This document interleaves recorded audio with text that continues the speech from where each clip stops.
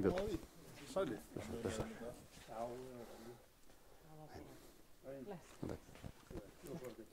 Sæl Hörfell.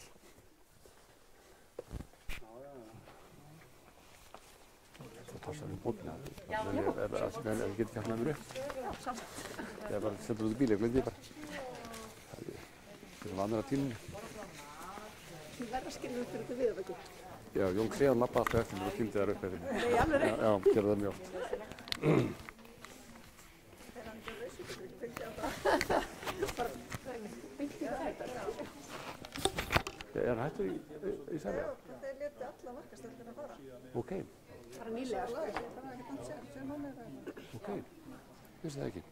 Bara allir.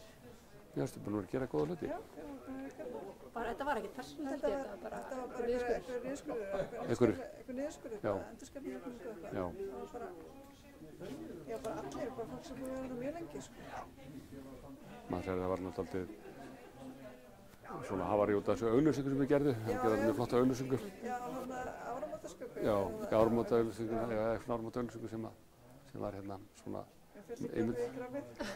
Nei, ég hefði ekki gert hana. Spurningum að leysa andrúmsloftið. Já, svona Landsvirkjun hefur ekki gert svona hluti, sko. Þannig að þetta er alltaf að maður lesa mynd andrúmsloftið, bara hvernig það sé hægt að snúa út úr þessu. Þó ég skilji alveg sjónarmiðin þeirra. Já. En þá skilji ég að þetta býður hættunni heim. Það var svolítið riskið, sko. Já, þú var svo flott líka. Já. Það sögðu að þetta væri sérstaklega svona.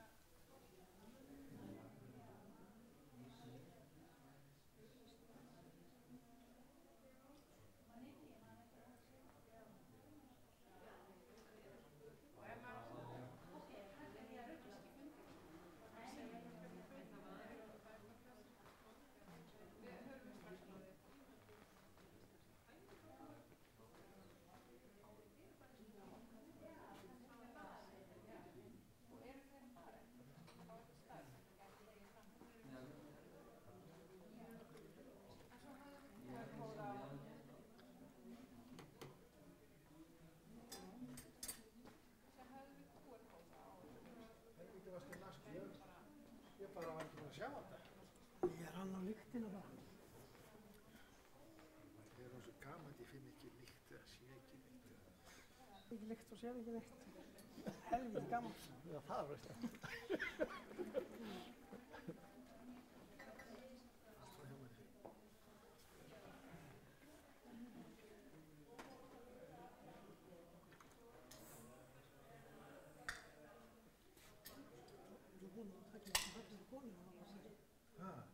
Nei, ég veist aldrei svona. Þú sér aldrei svo illa.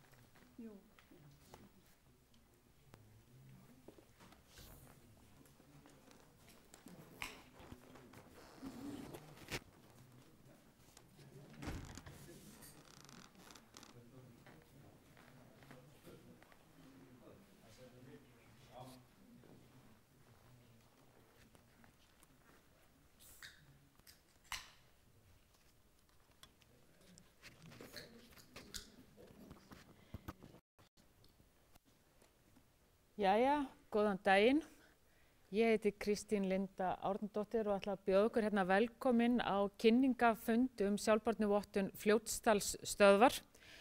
Við ætlum að taka svona klukkutíma hér saman og síðan á eftir kynningum að þá höfum við tíma til þess aðeins að tala saman og spjalla bara virði þessarar sjálfbærnivottunar og þessara vegferð sem við höfum verið á.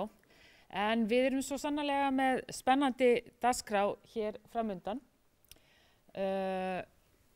Hörður Arnarsson ætlar að fara yfir framúrskarandi árangur hér í Fljótsdalsstöðinni.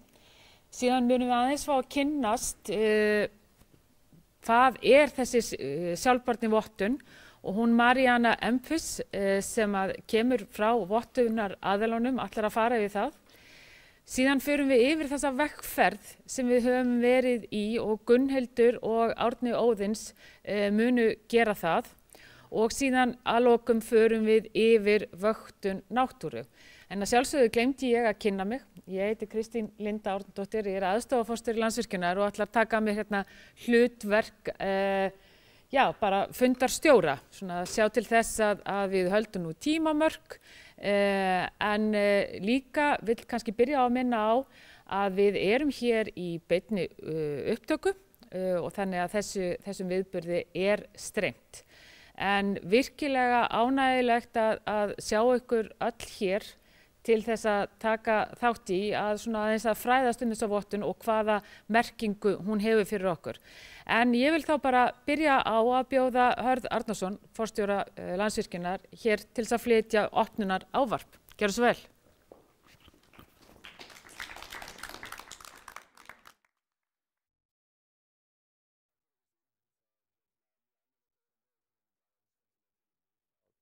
Ákveðin að fagna þessari flottu niðurstöðu sem við erum að fá í þessari úttekt. Fljótsdalsstöð er verkefni sem við hjá Landsvirkjun erum mjög stolt af. Þetta var umdeilt verkefni og stórt verkefni, flókið verkefni sem að fyrirtækið lagði sig mjög fram við að vanda til verka alveg frá því að við hófum rannsóknir í gegnum allt ferlið og gegnum reksturinn. Og ef við horfum tilbaka, nú fer bráðum að líða því að virkjunin er orðin 20 ára gömul, þá getum við ekki annað sagt að reksturinn hafi verið einstaklega farsæll og bæði hönnunin og útfærslan sé nálægt því að vera verkfræðilegt undur. Hvernig einstök virkun við einstakar aðstæður við mjög krefjandi umhverfi hefur gengið bara eins og klukka alveg frá upphafi. Og þetta tengist náttúrulega þessari sjálfbæru nálgun sem við erum með á reksturinn og hvernig við viljum vanda okkur og erum að hugsa til langs tíma. Og það má svolítið segja að svona nýting endurnýjanlegra orkugjafa, það eiginlega varla til sjálfbærari vinnsla sem felst bara í endurnýjanleika orkugjafans. En það þarf líka að vanda til verka þannig að þetta sé ábyrg nýting sem hafi ekki neikvæð áhrif á samfélag og umhverfi. Og við erum einstaklega heppin sem þjóð að hafa bara aðgang að þessum auðlindum, hvort sem það vatnið eða jarðhitinn eða vindurinn núna sem líka verða áhugaverð auðlind. Og þetta á margan hátt svona grundvöllur af þeim lífskjörum sem Íslendingar búa við. Og þessi farsæla nýting og hvernig við höfum náð að nýta þetta til mikla hagsbóta fyrir samfélagið og skapa mikil lífsgæði. En þetta ekki allir sem gerir sig grein fyrir hvað þetta einstakt orkukerfi. Íslenska raforkukerfið eina raforkukerfið í heiminum sem eingöngu rekið með endurnýjanlegum orkugjöfum og ótengt öðrum kerfum. Í raun og veru sem þarf þá að treysta alfarið á það hvernig okkur tekst á ábyrgan og öruggan hátt að reka kerfið og þetta í raun og veru í hugum margra sem við tölum við erlendis alveg þeir eiga bara mjög erfitt með að skilja hvernig við förum að þessu og hvernig þetta hefur gengið raun og veru án truflana og ofan á þetta verið mjög hagkvæmt, bæði mjög hagkvæmt raforkuverð til almennings og eina landið í Evrópu sem með hagkvæmt umhverfi fyrir stórnotendur. Því að almennt þegar menn tala endurnýjanlega orku þá finnst mönnum, þá kemur þetta tvenns konar hugreiningar upp hjá fólki, annars vegar að þetta sé óáreiðanlegt og hins vegar að þetta sé dýrt. Við höfum sannarlega tekist að sýna það að það sé ekki nauðsynlegt.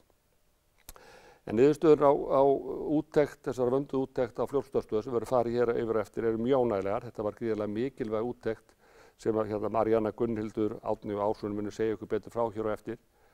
Og árangurinn í raun og alveg framúrskarandi, eins og mun koma fram í þeirra erindum og mikil viðurkenning á því flotta starfi sem unnið í Fljótsdalsstöð og bara hrós til okkar starfsmanna þar, hvernig þeir leggja sig fram alla daga ársins.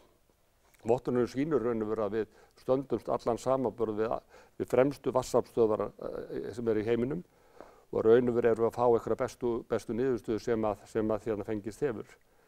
Það sem sagt með niðurstöðun okkar sem að ná 80% árangur í öllum þáttum sem í raun og veru frábær árangur. Ég vil líka þakka úttektaraðalunum fyrir gott samstarf og líka þeim fjölmörgu hagaðalum sem að gáðu sér góðan tíma til að svara spurningum við teklu úttektina allt frá stofnunum til landeiganda.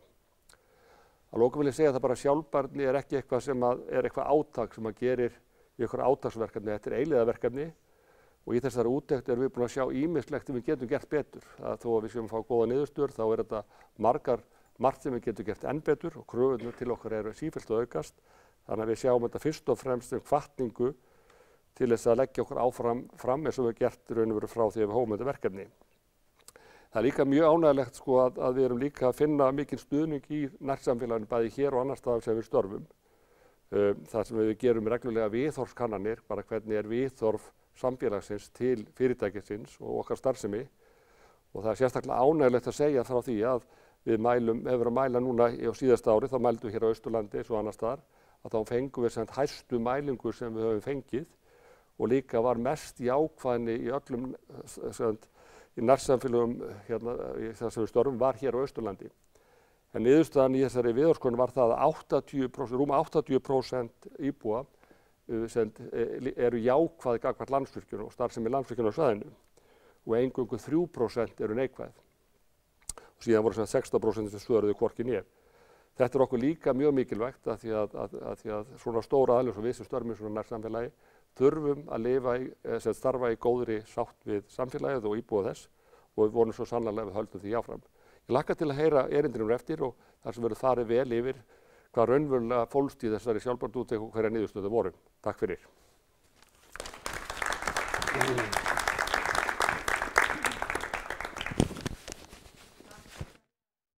Þetta Hörður, já, svo sannarlega virkilega ánægilegt að vera hér til þess að fara yfir þetta.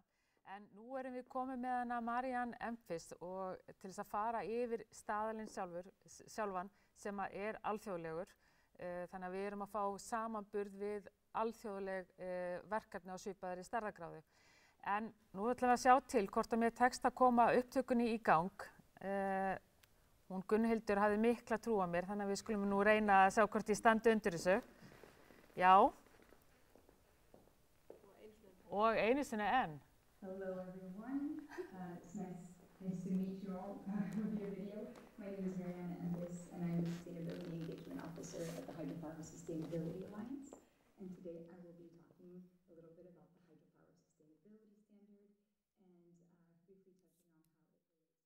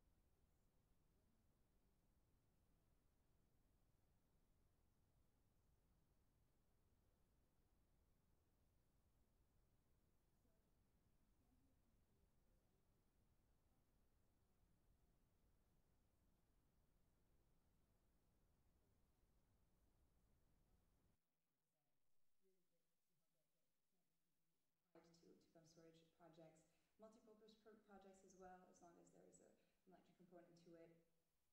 And also it is, the tool itself is the same tool, but we have three different variations of the standard depending on the life cycle stage of a project. So a project that is in the preparation stage, so planning, designing stage, anything before construction will be assessed using a different variation of the standard than a project that's in the implementation stage, and as well as operation stage. And also the validity period of a certification will depend on the stage of the project at the time of life cycle of the project at the time of the assessment. So a preparation and implementation stage certification will be valid for 3 years, and an operation stage certification will be valid for 5 years from the time of the when the certification was awarded. One thing that's also very important to our standard is its independence. It's something. I mean, the Hydropower Sustainability Alliance itself is an independent organization, and within that we have our assessors who are completely independent. I'm part of the Secretariat of the Alliance. We have absolutely no say in the results of an assessment. We can only join as observers, sometimes when we're lucky enough to do so. And the accredited assessors, who are independent assessors, but they are accredited by the Hydropower Sustainability Alliance, are the ones conducting the assessments. So you all probably know the wonderful Mr. Bernd Migren, who was the lead assessor for this project. And this independence really ensures that there's a very high level of expertise from our accredited assessors, impartiality, credibility, and consistency, because again, although our assessors are all independent, they all go through the same training to become assessors, and the same process to sort of rise up the ranks of accredited assessors, from provisional assessor to accredited assessor to lead assessor. Now, just a quick overview of the process. I'm going to try to be quick about this one. This is a generalization, a very simplified version of the certification and assessment process. But the first step will be to assess a project. That's when the assessment team will do a document review, a site visit. They will then draft the assessment report. If translations are needed, then that will be done as well. And then the assessment report will be open to the public for a period of 60 days, 60 days consultation period, so that anyone, absolutely anyone interested can come in, read the report, and provide comments on both our website, the HSA website, as well as the project developer's website. The assessors will then review the comments, if there are any, respond to them, make any changes necessary, and then we move on to the application, which is when the project developer, in this case Lance Birkin, will formally apply for a certification. Once that's given to us as Secretariat, we then pass it on to our governing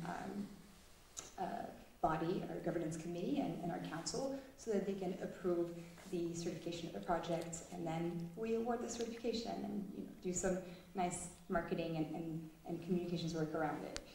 I mentioned this before, but there are different levels of certification. The first one is the certified, so this is when a project meets the minimum requirements of the standard, and then silver and gold, which are when you go above and beyond the expectations.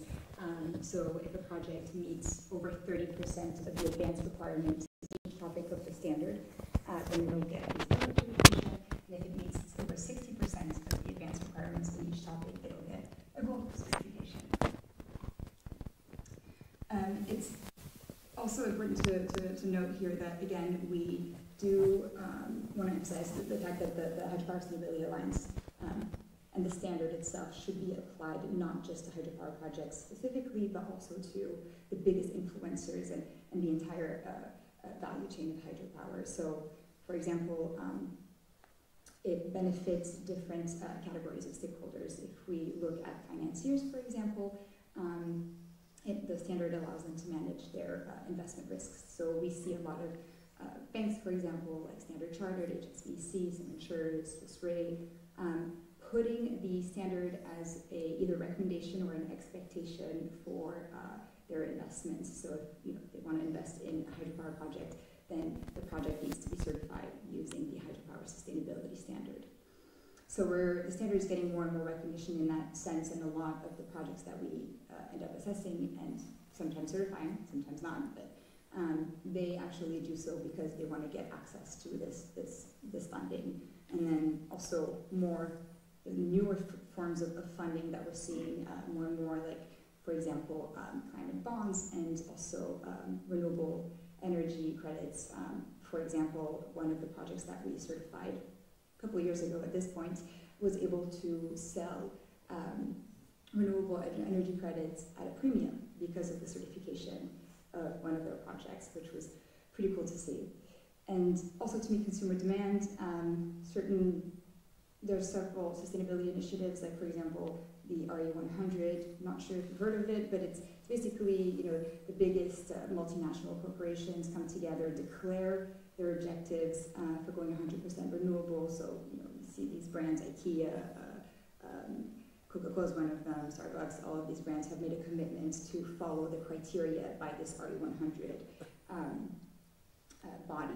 And one of the criteria is that if they buy electricity produced from a hydropower project, then it needs to be certified by our standard. Now just a quick look at sort of where we work. As you can see, we are pretty international.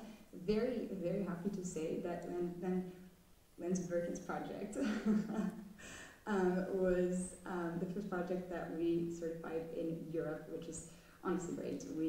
Europe has been a tough market for us. We typically work more in South America, Asia. Those have been more popular for us, and it's great to see companies in Europe really putting in the effort to be assessed and obviously to do great in the assessment, to have a very, very high scoring project. As you can see, we do a lot of capacity building programs. This is not just certifications. Most of this, I would say, is us working with companies all over the world and sort of teaching them what sustainability looks like for hydropower. Now, let's talk a little bit about the project in question here. Fjösesthus. I'm so sorry. Now, as we know, the project achieved a gold certification, and it very much deserved it. It is the second highest rated project that we've assessed by a very, very narrow margin too. So honestly, very, very good job to Lens Birken. We've been working with Lens Birken for quite a while now, so it's always great to see projects do so well and companies that we like to do so well. You can scan this QR code and learn more about the assessment, but here's the wonderful team of assessors. And then I want to touch a little bit on the sort of, the progress of the project. We always love it when projects have been assessed using one of the predecessor tools to the standard, and then years later they come back to actually get an official standard assessment and then get that certification. And as you can see, the project performed very well using our one of the predecessors of the standard, the Hydropower Sustainability Assessment Protocol. This assessment was done in 2017, and the project performed incredibly well. And it's very fun to see that back in 2017, we actually didn't have a climate change topic. So that's why if you zoom in, you'll see that it's completely grayed out. And because we only added it to that tool a year later. So if you look now at the Hydropower Sustainability Standard diagram, you'll see that the project absolutely killed killed in a good way. It did a great job, performed super well in this in the 12th topic of the standard. So congratulations. And then finally, I just want to, I know I'm a little bit over time, so I just want to thank you so much. This is sort of our website here, our contact information. If anybody wants to get trained or know anything more about our work, please contact us. We are always here to help. And once again, I just want to congratulate you all. Congratulations on being the first project in Europe to be certified. And thank you so much again for having me on.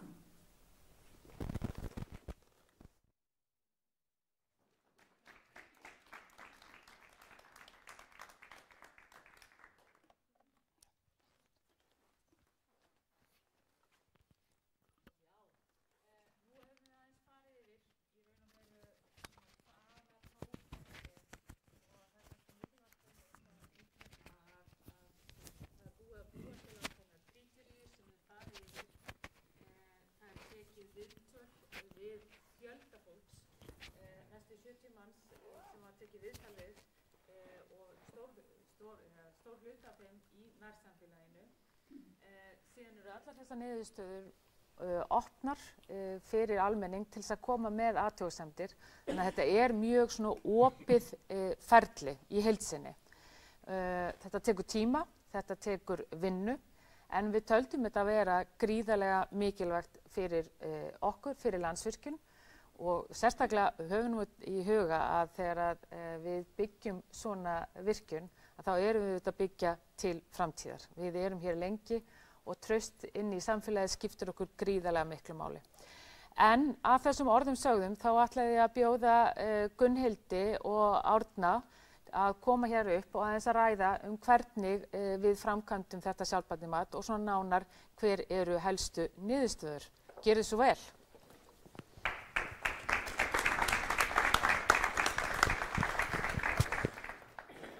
Takk fyrir.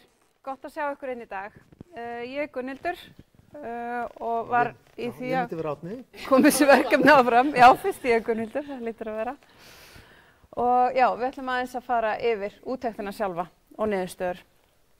Eins og Maríanna var að segja hérna áðan, þá er þessi staðall sérstaklega gerður fyrir sjálfbærni virkjanir, vatnsaflsvirkjanir og hann er arftaki Hydropower Sustainability Protocol eins og hún fór í gegnum hérna áðan og Landsvirkjun hefur fengið mat á 3 virkjanir með þessum forvera.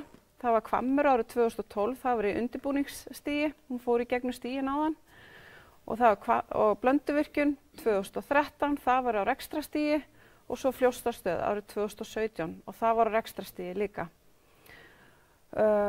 Og nú erum við að fara í gegnum sem staðalinn sjálfan, hann var endurgerður og settur meira svona konkrétkröfur og nú erum við að fara í fyrsta skipti í gegnum hann. Og ég ætla samt aðeins og þó hún hafi farið í gegnum þættina áðan, þá setjum ég þá hérna upp á íslensku. Það eru 12 þættir í staðlinum en það eru bara 10 teknir út hjá okkur af því að búferlaflutningar og frumbyggjar eiga ekki við að þessu sinni. Og þessi þættir spanna alla þá þátti sjálfbærni sem vatnsaflsvirkjun snertir á. Þessi þættir hafa verið ákvarðaðir í gegnum langt ferli þar sem margir hagaðilar koma að bara hvað er það sem skiptir máli til þess að vatnsaflsvirkjun geti talist sjálfbær. Og það eru ákveðnar kröfur í hverjum þætti og í úttektinni sjálfri þá er bara farið í þessar kröfur, erum við að standast þær, það eru tekið viðtöl við fólk, það er gagnaöflun og vettvangsferðir til þess að athuga hvort við séum að standa við þetta. Eða sem sagt hvort við uppfyllum kröfurnar. Og það eru mjög margir hagaðilar sem tengjast öllum þessum þáttum. Þetta spannar náttúrulega gríðarlega stórt svið. Já. Og þá aðeins inn í úttektina sjálfa. Þetta var semst í september í fyrra og við setjum úttektardagana 17. og 20. september og viðtölin þau fóru fram í Katrínartúni, mikið við okkar fólk og líka aðilega sem eru staðsettir í Reykjavík. Síðan að Egilsstöðum og það var á Austurbrú sem að lánaði okkur húsið sitt, mjög gott að vera þar, síðan inn í Fljótsdalsstöð, en síðan nýttum við líka vettvangsferðir okkar í samtal við fólk sem hefur svona býr á svæðinu eða hefur sérstaklega svona kunnátta á svæðinu. Og eins og hefur komið fram þá voru úttektaraðilarnir 4 og 2 af þeim voru hérna, tóku þátt í úttektinu 2017. Mjög sjóað fólk og þekkir þennan Geir alveg svakalega vel. Mjög gaman að vinna með þeim. 52 viðtöl og Gunnhildur á nú heiðurinn á því að koma þeim fyrir á 3 eða 4 daga og það var ekki lítið verk. Það var stundum bara viðtöl í 3 herbergjum í einu og passa allir væri mættir á tíma og það var mikið svona keyrt á þessu. 68 viðmælendur og 2 vettvangsferðir og við settum upp þannig að við fórum annars vegar upp á Hálslón og auðvitað var þetta ákveðið með úttektaraðilum hvert við færum og þá vorum við að skoða okkar svæði frá, Hálslónssvæði og síðan vildum við líka fá að skoða svæði hérna downstream fyrir neðan virkjanir, hvað er að gerast það líka. Og þessi myndir mitt upp á Hálslóni, þarna erum við í árlegri vöktun okkar á Áfóki og þarna mælingar og rofum í kringilsárana og við Hálslón. Og það er svona dæmi svona samstarf sem við eigum við björgunarsveitir á landinu, hérna fyrir austan. Skjölin hérna, 256 skjöl heimildur sannanir, þetta er það sem að þau vitna í sinni skýrslu, þetta er það sem að þau leggja þetta grunnar að sínu mati. Það er sérst mjög margir sem koma að þessu með viðtölum og gagnaraflum mikil.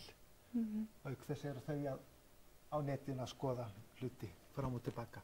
Nokkuð við þetta bæta? Nei, það er flott.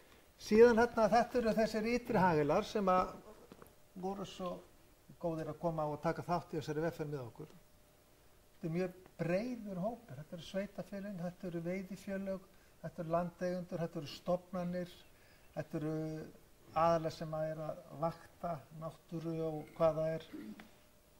Sérst mjög fjölbreyttur hópur, en það eru svona stór virkjun, hún hefur svo, segir okkur kannski hvað svona stórt og mikið virkjun og svo landsvirkjun, hvað ángarnir liggja víða í samfélaginu. Þetta svona segir það kannski dálítið. Og þessi mynd er aftur tekin upp í Hálslón. Hérna er fulltrúi frá Landaskógum sem að sér það að fylgjast með áfoki upp við Hálslón að útskýra fyrir úttektaraðalum hvað er í gangi þar. Mjög gott að ná þessu samtali þarna, sjá þetta og ræða málin.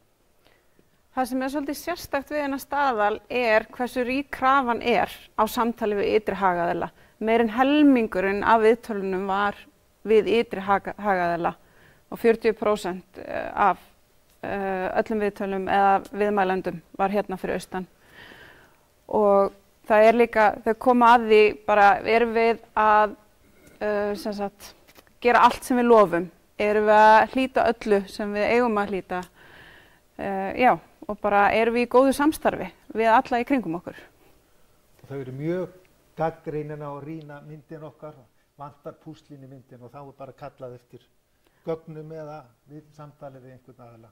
Þannig að ég held að þetta svona ná að kóvera dálítið vel þessum að máli snýst um.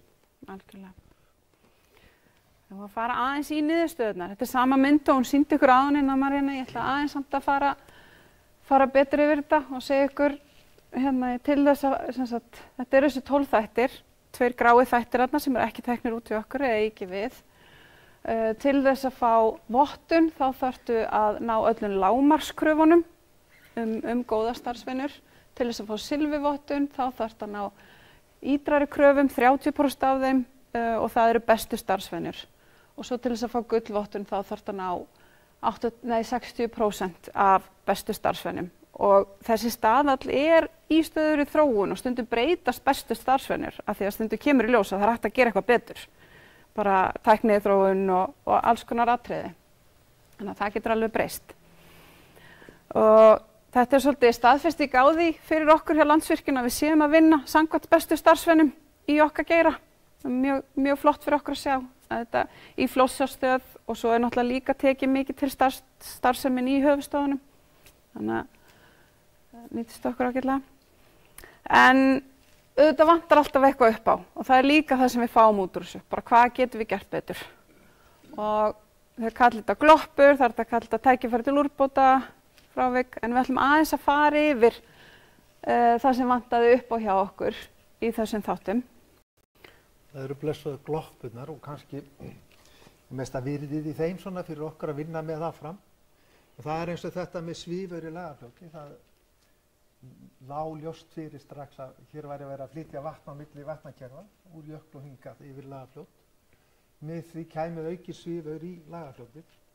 Þetta er eitthvað sem að fylgir framkvæmdunum. En við erum líka að sjá svona einstaka stöðum upp á landi leka vatn í læki. Þegar það er mikill þrýstingur, þegar það er hátt í Hálslóni, þá mælum við leka. Þetta er eitthvað sem við fylgjumst vel með. Og mér langar sérstaklega að minnast að það eins og með Glúmsstaðadalsá upp á heiði, þar hefur verið leki viðvarandi úr göngum. Og við gerðum mat þar núna 2023 á svona vistkerfinu þar og þrátt verið hann að leka sem er sýnilegu þá er vistkerfi sjálft við, þá stendur það mjög vel í lappirnar. Það skora sérst mjög hátt í þeim samanburði sem er notað þar.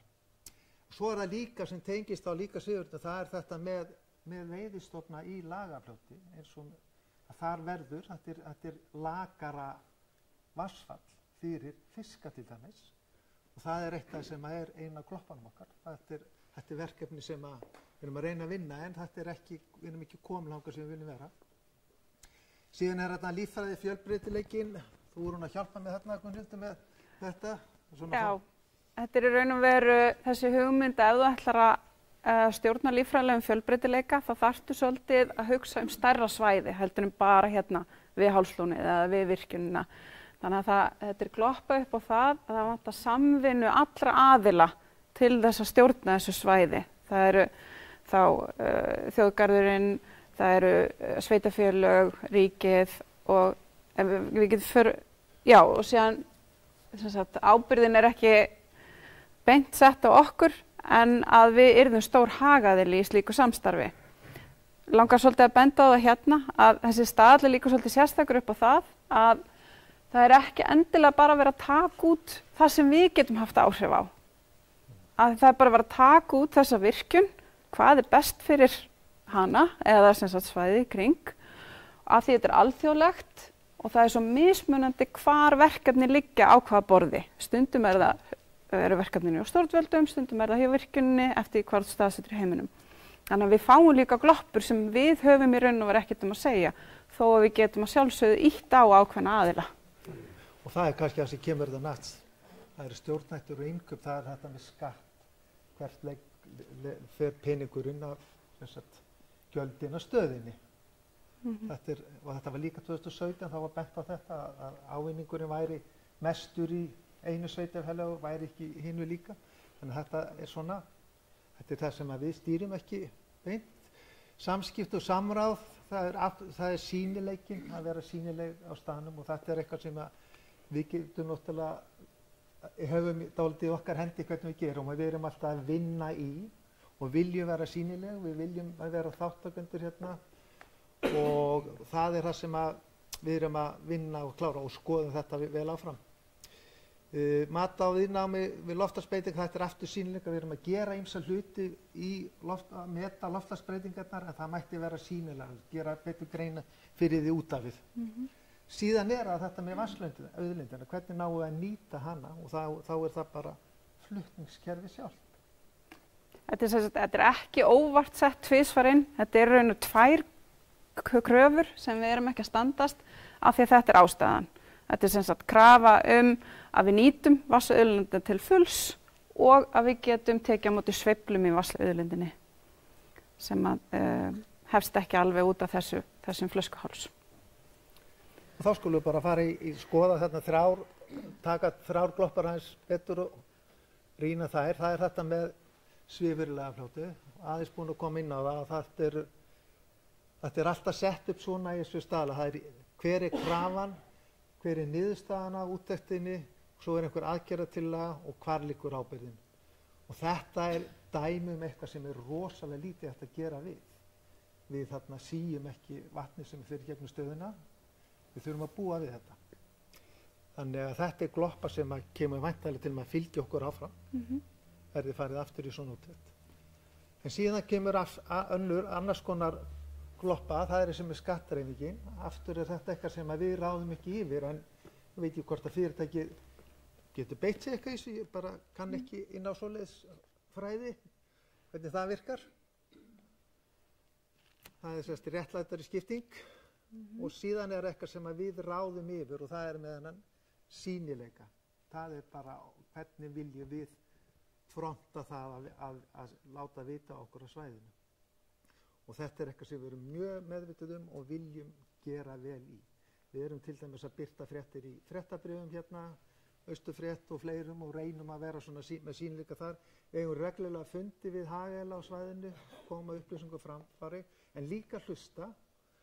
Og síðan erum við núna í verkefni sem heitir Orkuslóð, sem er svona, ætlum við svona, hvað ég segja, líma betur upp svona ákveðna staði upp á heiði, sem væri þá gaman að fá fróðleikum. Þannig að þetta eru svona dæmi 3 mismunandi gloppur, en eitthvað sem við ráðum yfir, við getum breytt þessu, sumt getum við ekki breytt, en svo er það kannski valda annara að breyta einhverju. Þannig að þetta eru svona gloppurnar. Já. 3. Þá ætlum við bara að dempa okkur í gullvottunina sem við erum að fá. Hún fór aðeins yfir ferlið áðan, hún Maríanna. En til þess að ná gullvottun þá þarf að hafa yfir 60% af bestu starfsvenum í öllum þáttum. Það þarf að setja umsóknarferli, 60 daga. Við gerðum það miðjan janúar, fram í miðjan mars. Við auglýstum á vefnum okkar, á Facebook-síðunni, settum þetta í Austurfrétt og reyndum að ná til sem flestra. Sendum þetta líka til allra hagaðalina sem kom í viðtöl. Við fengum ábendingar og athugasemdir frá 5 aðilum, mjög góðar og gott að fá. Texta var breytt í skýrslu eftir ábendingarnar en það breytti ekki útkomu matsins. Og svo fer HSA fagráðið hjá henni Marían yfir niðurstöðurnar og þar með getur gullvottun verið staðfest.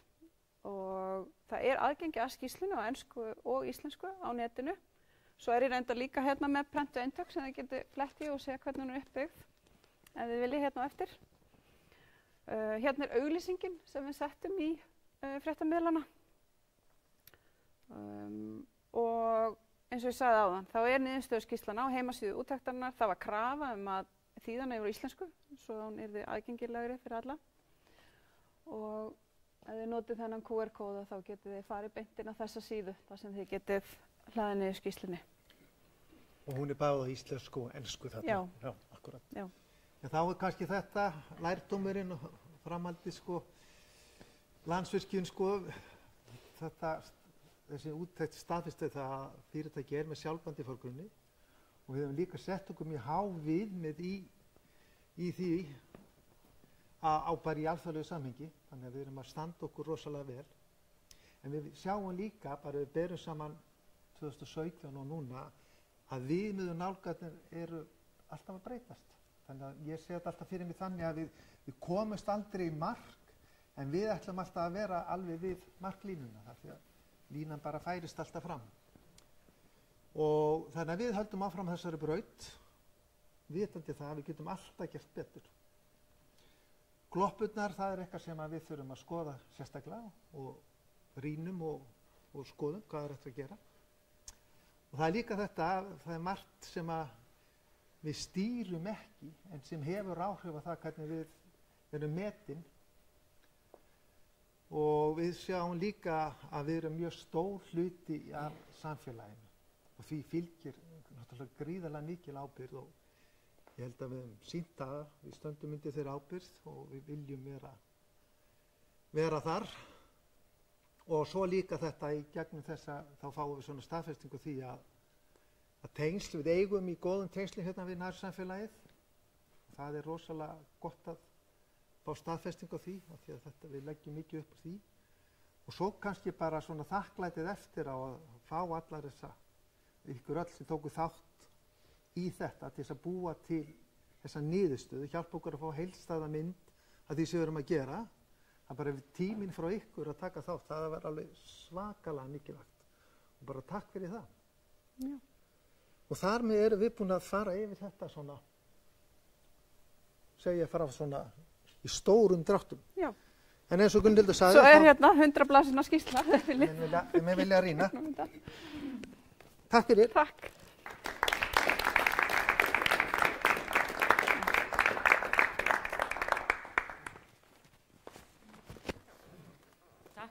Kærlega fyrir þetta. Við skulum bara vinda okkur strax í næsta erindi þar sem hún Ásrún ætlar að fara yfir vöktun náttúrunnar hér í tengslum við virkjunina. Hvað höfum við verið að gera síðustu árum og hvernig gengur? Gjörðu svo vel, Ásrún. Já, takk.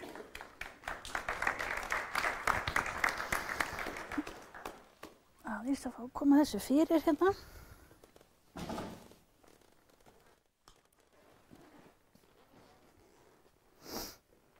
Já, sæl og blessuð. Ég ætla ekki beint að tala þessa sjálfbærnivottun sem að þau eru búin að fara í gegnum, heldur frekar að gefa ykkur svona innsýn inn í hvaða náttúrufarsþætti við höfum verið að vakta hérna á svæðinu í gegnum árin. Þetta verður innsýn inn í það. En það er náttúrulega óhjákvæmilegt að verkefni eins og að það að byggja vatnsaflsvirkjun, að þetta er að hafa áhrif á náttúruna. Það bara almennt, það verður rask vegna vega og mannvirkja, það verið að mynda lón og það verið að breyta vatnsföllum. En þegar var farið að ræða að byggja upp Fljótsdalsstöð, að þá var horft til nokkra svona megin þáttar sem að koma áhyggjuraddir út af, og þar voru náttúrulega breytingar í sambandi við vatnalíf og vistkerfi vatna, áfok og rof, gróðurinn sjálfan, dýralífið, hreindýr, fuglalíf, eins og ég sagði vatnalífið, og líka þetta hafa áhrif út fyrir landsteinana út í Héraðsflóann.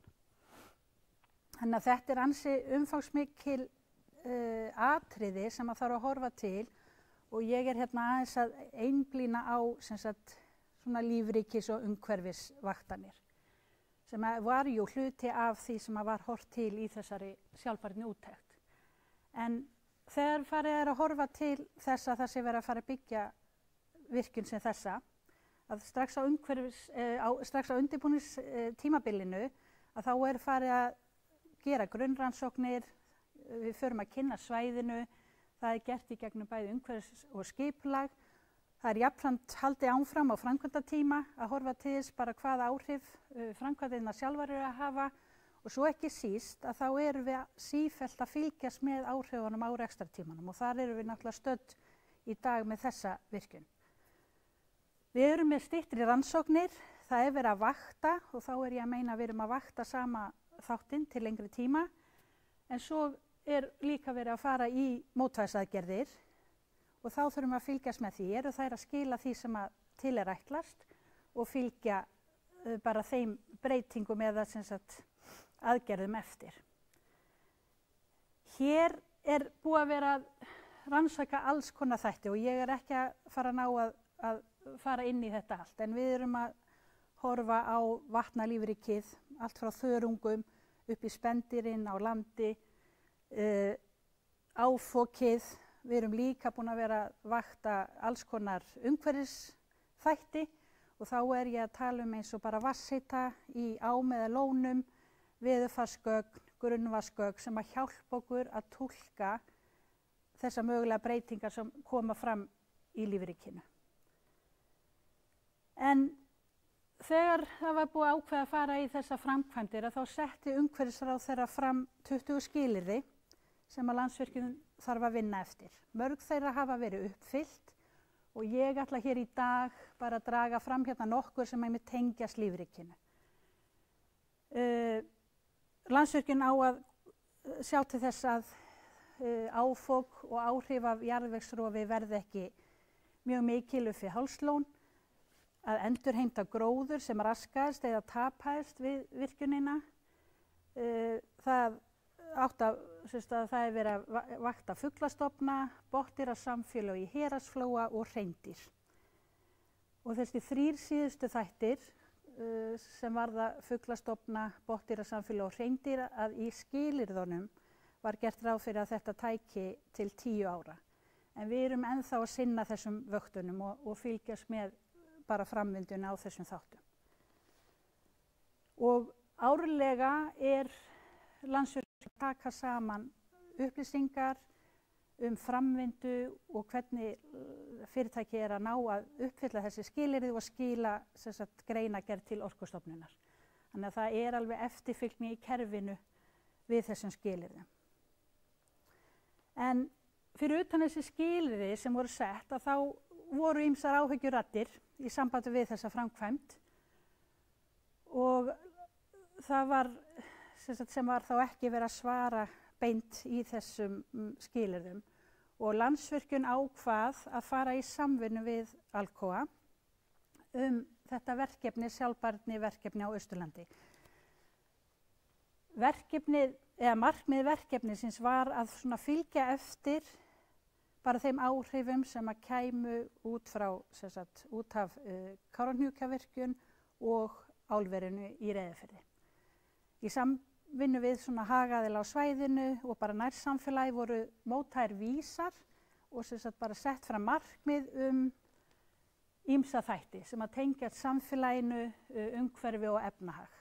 Þannig að við erum í þessu verkefni þá hefur verið fylgt eftir bæði sem sagt hvort að við erum að sjá áhrif sem að var búist við en einnig hvort að væri hægt að svara því að þessar væntingar sem voru til þessara verkefna, hvort að þær hafi líka staðist.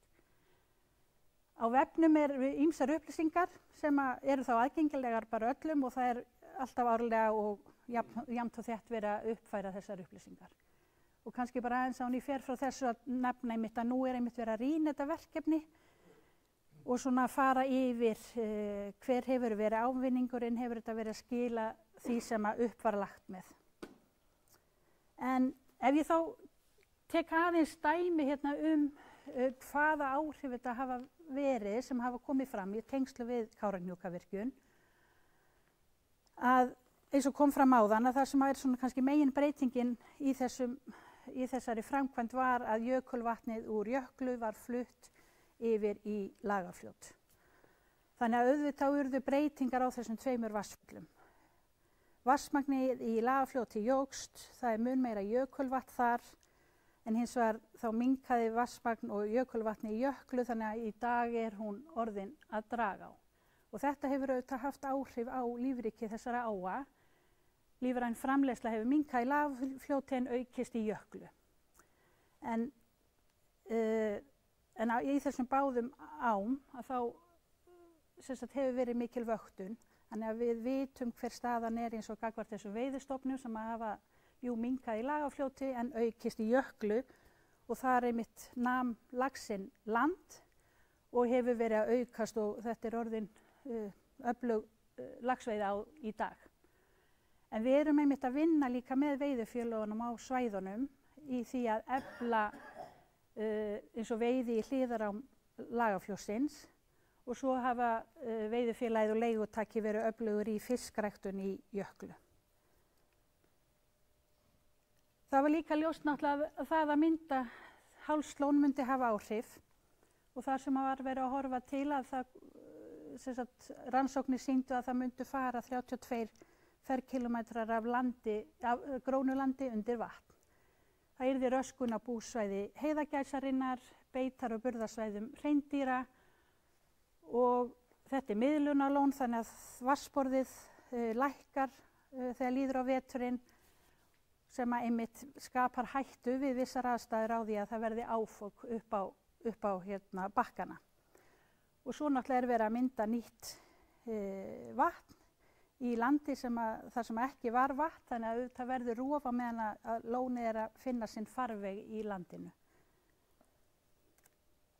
En á þessu Fljótsdalssvæði þá höfum við verið að vinna að endurheimt gróðurs. Það hefur verið mjög mikil uppgræðsla í gangi hérna og það voru stofnaðir 2 sjóðir til að sinna þessu verkefni. Það er annars vegar Landbótasjóður Norðurhéraðs og Landbótasjóður Fljótsdalshrepps. En jafnframt höfum við verið að ganga frá röskuðu landi upp á svæðinu sjálfu, upp við Kárahnjúka og græða upp land þarna í nágrenni við Hálslón. Landbótasjóður Norðurhéraðs, hann er með þetta hlutverk að græða upp þessa 32 ferkilometra sem að röskuðust við myndun lónsins. Og núna árið 2022-2023 þá tókum við út árangur þeirra aðgerða og þá kom í ljós, ekki það að við vissum það, en að það er búið að vinna að uppgræðslu á 66 ferkilometrum. Og Land og skógur mat svo að uppgræðslu væri meira og minna lokið á 12 ferkilometrum en á öðru leyti þá erum við bara áfram í þessu ferli að græða landið upp. En eins og þau komu inn á áðan að þá er þetta áfok við Hálslón og það var mikil áhersla á að það yrði haldið vel utan það. Við erum að vakta þetta árlega. Land og skógur sér að koma árlega inn á svæðið, kortleggja hvort það hafi orðið áfok eða ekki og við grípum inn í og fylgjumst vel með og Árni er einmitt í því hlutverki að fylgjast vel með þegar mögulega áfok gæti orðið sem að gerist á fyrst og fremst þegar lónið er lágt Lónbotninn þurr og í hvössum sunnan- og vestanáttum. Umfangið hins vegar mjög mikið á milli ára. Við erum alveg að fá mörg ár þar sem lítið sem ekkert í gangi. En svo koma inn á milli erfiðari ár. En til einmitt að þá takast á við það, þá hafa verið gerðar ýmsar mótvægisaðgerðir. Það hafa verið gerðar sandgryfjur meðfram austurströndinni. Þessi efri mynd gefur dæmi hana, þessi reyndar full af vatni, oftast þær nú þurrar. Það hafa verið gerðar bakkavarnir sem líka spila náttúrulega inn í rofið á bökkunum og hafa verið settar upp fokgirðingar. Og allar þessar aðgerðir hafa það hlutverk að grípa sandinn sem á ferðinni. En ef við erum að fara að fá, ef við fáum sand upp á gróið land, að þá förum við í það að bera á áburð og jafnvel grasáningar. Og einmitt árið 2023 þá fengum við dálítið erfitt ár og þarna á Kofaöldu kom talsverður sandur upp og þessi mynd til vinstri sýnir hvernig ástandi var skömmu eftir þennan áfoksviðburð. En þá var farið einmitt í að bera á og sá og þarna síðla sumars var komin góð gróðurþekja. Þannig að þetta og verður langtíma verkefni sem við verðum að sinna bara á meðan að reksturinn Það verið að vakta fugla allt frá Hálslóni og út á Hérasandinn, eða Hérasflóann. Og það var áhersla á 5 tegundir í upphafi, þannig að lóm, grágæs, heiðagæs, hávell og skúm. Eftir því sem bara þekking aflaðist á svæðinu og svona hvað niðurstöðurnar voru að sýna, þá kom í ljós að það mátti alveg draga úr vöktun sumra þátta. En við fórum líka að fylgjast með fleiri tegundum af því að við sáum að þær voru að koma inn og það tengdist meðal annars eins og þessum breytingum á jöklu. Og svo nýlega þá fórum við í samstarfið Vatnajökulsþjóðgarð og erum að fylgjast þar með rjúpu, gæs og mófuglum í samvinnu við þjóðgarðinn. Og kannski rétt aðeins bara tæpa stuttlega á að það voru mjög mikla áhyggjur af heiðagæsinni af því að hún var að nota landið þar sem að Hálslón myndaðist. Þannig að það var búist við að þetta yrði mjög neikvæð áhrif en henni hefur hins vegar fjölgað eins og sést á grafinu á öllum svæðum. Varpbyggðirnar, hún náði að flytja sig og mynda nýja varpbyggðir en að því sögðu þá þetta líka bara þróun sem að gerast á Íslandi yfir höfuð og tengist líka bara hvernig stofninn að þróast í Evrópu. Þannig að þetta einmitt dæmi eitthvað, bara náttúran líka að breytast og sem sagt það ýmsir aðrir þættir sem koma inn í túlkun á gögnunum hjá okkur en áhrif af virkjuninni. Og svo höfum við verið í samvinnu við Náttúrustofu Austurlands vöktun á hreindýrum. Það hafa orðið breytinga þar. Burðar og beitarsvæðin hafa færst til. Breytingarnar hafa verið ekki alltaf þær sömu í gegnum árin en það hefur líka alveg komið fram að burðarsvæðin sem voru nálagt eins og uppstöðulónunum og mannvirkjunum sem nú eru komin að hreindýrin ekki að sækja þangað eins og var. En samt sem áður líkt og ég sagði í samband við heiðagæsina, það náttúrulega ýmsir aðrir þættir sem líka spilar þarna inn í og það hefur ekkert verið kannski hægt alveg að túlka þetta sem beina tengingu við virkjunina en auðvitað búið að opna svæði, það meiri sem sagt, umferð á svæðinu og svo eru bara náttúrufarsbreytingar sem kannski ofta á tíðum erfitt að túlka. En svo þá kannski bara rétt í lokin að eins og ég hef verið að reyna að ítreka að allar þessar vaktanir eru langtímaverkefni. Það þýðir ekki að við séum að fara að vakta alla þessa þætti hér eftir en við erum mjög mikið í því núna að rýna markmið vaktana, erum við að vakta rétta þættina, ættum við að vera að gera eitthvað annað og og Landsvirkjun leggur áherslu á að vita áhrif framkvæmda og sem sagt reksturs á umhverfið. Og við vinnum eftir því, við reynum eftir fremsta magni að koma í veg fyrir áhrifin og ef að það er ekki hægt að þá að draga úr þeim. Og svo langaði mér bara að hnykkja á svona rétt í lokin að í þessum verkefnum þá erum við alltaf að reyna einmitt að efla okkur í að við séum að vinna þau í samvinnu við hagaðila og heimamenn og það eru í öllum tilvikum fagaðilar, fagstofnanir, sérfræðingar sem eru að vinna með okkur í að móta og leiða þessi verkefni. Þá bara þakka ég fyrir.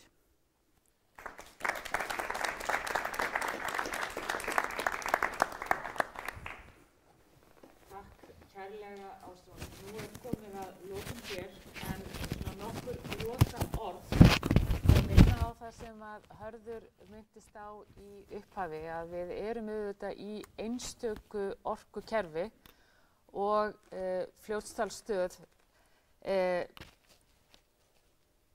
er í ákveðnu burðar hlutverki inn í því kerfi og ég held að við eigum að vera gríðarlega stolt af því.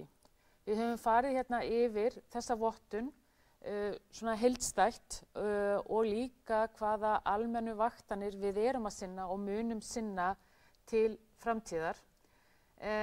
Það var auðvitað áhugavert að eina af þeim gloppum sem bent var á var að við þurftum að vera meira sýnileg. Hæ, hér erum við. Og þetta er auðvitað þess vegna mikilvægt þegar við erum að fá svona niðurstöður að við komum og við deilum út til samfélagsins.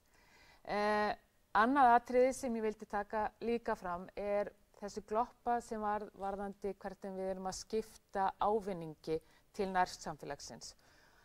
Við höfum verið mjög skýr það í ansi mörg ár að við teljum að það þurfi að huga að þessari skiptingu og gera hana sanngjarnari. Það er að segja að dreifingi sé þannig að það sé þar sem að